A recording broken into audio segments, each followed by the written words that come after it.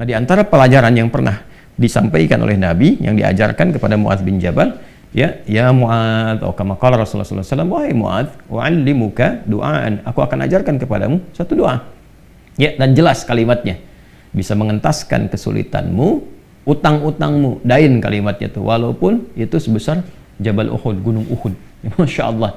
Ya, Muadz, maukah engkau aku ajarkan satu doa yang kalau engkau baca itu, engkau punya utang, terjebak dalam satu kondisi, ya, walaupun sebesar gunung Uhud, Allah akan melapangkannya. Ya, teman-teman yang pernah umrah, pernah haji, tahulah seperti apa gunung Uhud itu.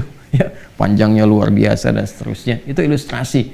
Ya, bukan berarti harus segunung Uhud begitu. Gambarannya sebanyak apapun. Kalau benar-benar kita terkoneksi dengan Allah, bukankah Allah Maha Kaya, Maha segalanya, yang mudah mengangkat, mudah menurunkan, mudah memberi, mudah juga menghilangkan sesuatu, mengangkat yang baik, memberi yang baik, menghilangkan yang buruk, itu kan? Dan seterusnya. Maka Muadz tentu mengiyakan, dan Nabi kemudian sallallahu alaihi wasallam memberikan petunjuk doanya, gitu kan? Maka beliau memulai dengan Allahumma, gitu kan? Kalau kita baca ayatnya kan qulillahumma, ya. Nah, kita bisa bacakan langsung potong dari kata Allahumma-nya berdasarkan pengajaran dari Nabi sallallahu alaihi wasallam kepada Muadz bin Jabal. Itu bisa dicek di hadisnya. Allahumma malikal mulki. Coba buka mushafnya ya. Buka mushafnya. Teman-teman buka mushaf ini, mushaf masing-masing di rumah, cari Quran surah ketiga Ali Imran ayat 26. Kan kata kulnya di situ, kalau kita baca Quran harus dibaca semuanya. Qulillahumma. Tapi kul itu kan katakan, ya, perintah Allah kepada Rasulullah. Nah, kita bisa dalam konteks berdoa, kita bisa langsung bacakan dari Allahumma-nya. Allahumma malikal mulki. Saya ulang ya. Allahumma malikal mulki tu'til mulka man tasha' wa tanzi'ul mulka mimman tasha' wa tu'izzu man tasha' wa tudhillu man tasha' biyadikal khair innaka 'ala kulli syai'in qadir. Jadi dimulainya dari Allahumma-nya sampai ke ujung ayatnya. Sudah? Dah ya? Kemudian teruskan. Kita baca dari Allahumma-nya. Allahumma malikal mulki tu'til mulka man tasha' wa tanzi'ul mulka mimman tasha' wa tu'izzu man tasha' wa tudhillu man tasha' biyadikal khair innaka 'ala kulli syai'in qadir. Rahmanad dunya wal akhirah wa rahimahuma. Jelas ya? Tu'ti hima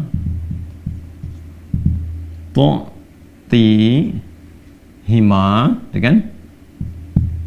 Man tasha'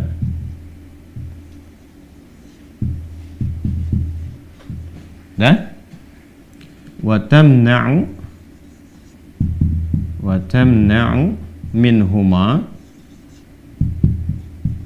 man tasha'.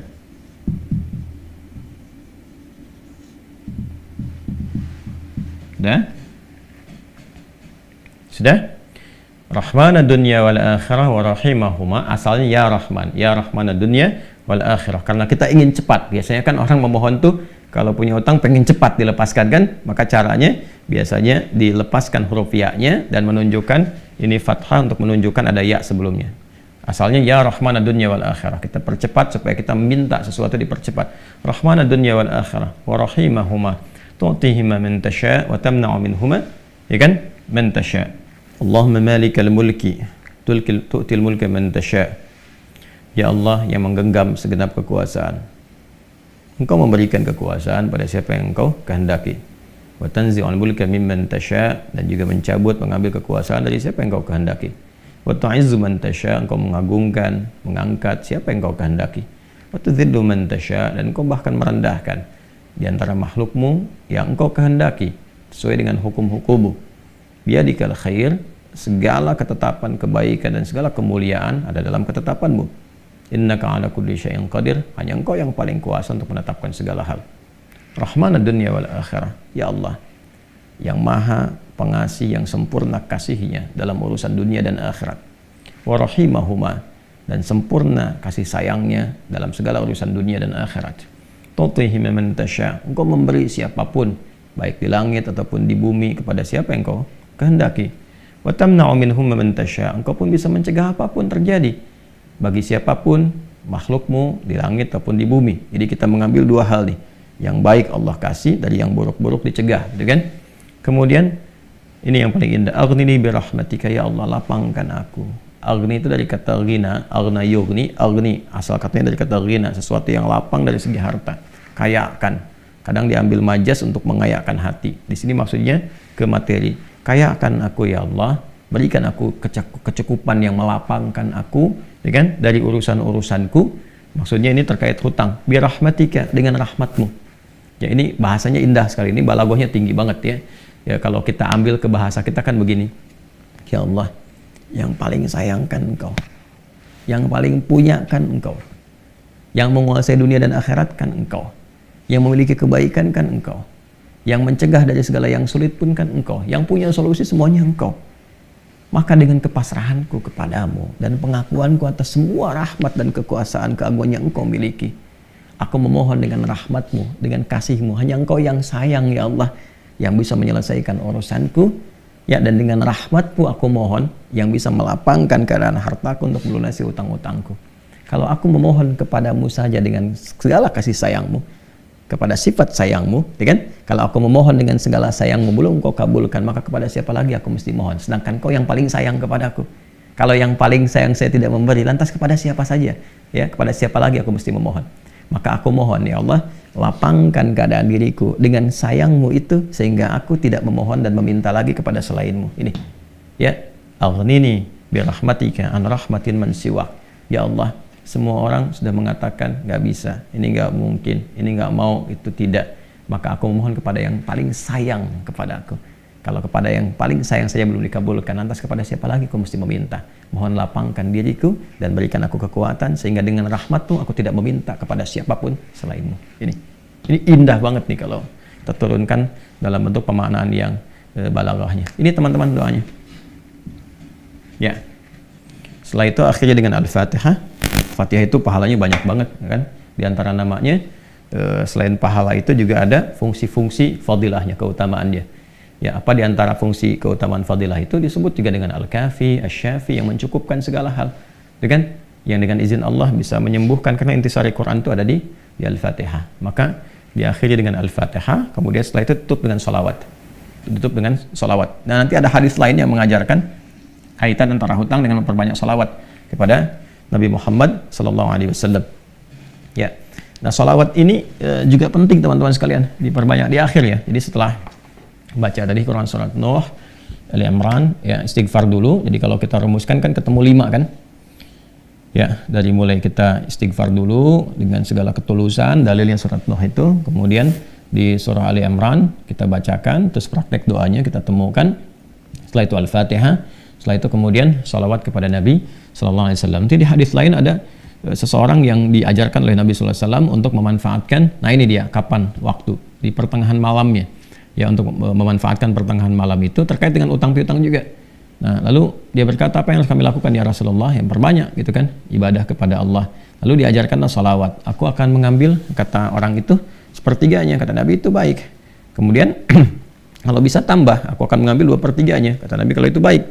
Lalu kalau bisa tambah, aku akan mengambil keseluruhannya. Ketika orang itu menghidupkan salawat di akhir-akhir malam itu, ya maka Nabi SAW langsung berkomentar, maka Allah akan mencukupkan, bahkan melebihkan apapun yang kamu rasakan gitu ya, yang kamu hadapi. Nah itu beberapa ulama menempatkan bab itu dalam pengantasan utang piutang. Jadi kalau kita temukan, ketemulah kemudian di sana 5 bagian, yang kelimanya ditutup dengan keadaan ini kapan, yaitu waktunya tengah malam dan ditunaikan, diawali dengan sholat dulu untuk mengoneksikan diri kita kepada Allah Subhanahu wa Ta'ala. Jadi kalau Anda bertanya kapan ini dibacakan, ya saya ulangi, kapan ini dibacakan, yang paling pokoknya adalah di pertengahan malam, di sepertiga malam.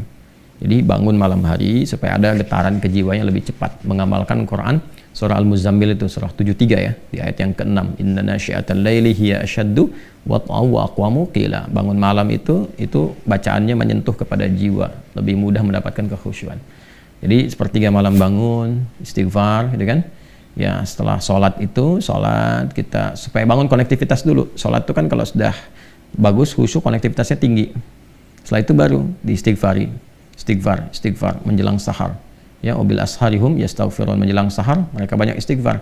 Nah, kalau sudah beristighfar, itu Masya Allah nanti di Quran surah ketiga ayat 17 itu nanti akan diberikan oleh Allah 4 kekuatan yang bersanding dengan orang istighfar.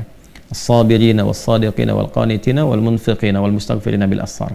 Punya kekuatan untuk sabar, punya kekuatan untuk membenarkan ajaran Quran dan mengamalkannya. Kemudian apa lagi? Qanitin, khusyuk ibadah.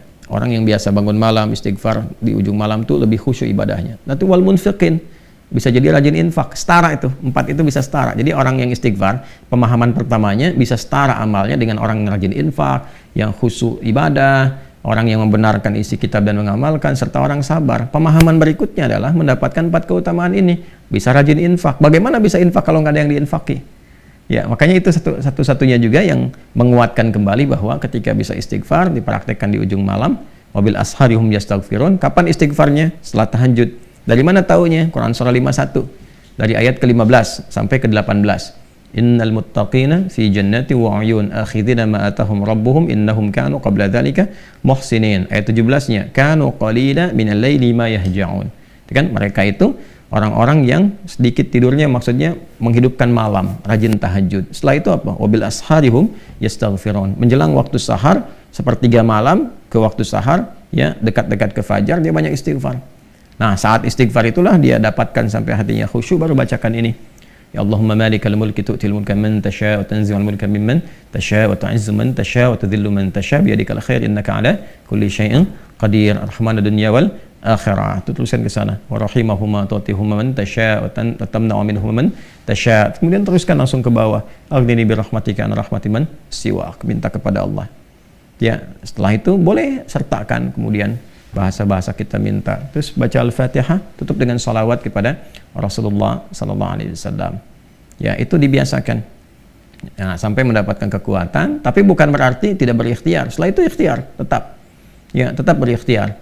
Ya, bagaimana cara berikhtiarnya? Ya, itu bisa kita bekerja dengan baik. Kalau nggak ada modal sama sekali, misalnya kita berikhtiar dulu dengan amal kebaikan. Datang ke masjid, berusaha rapi-rapi, gitu kan?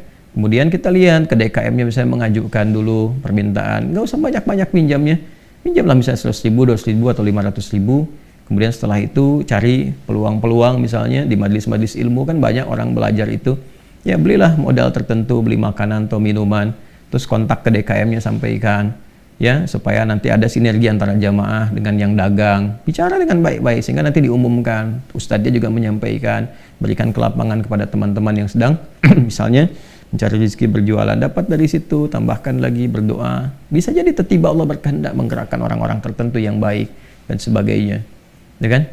Jadi bukan datang ke ustadz untuk melunasi utangnya. Gitu.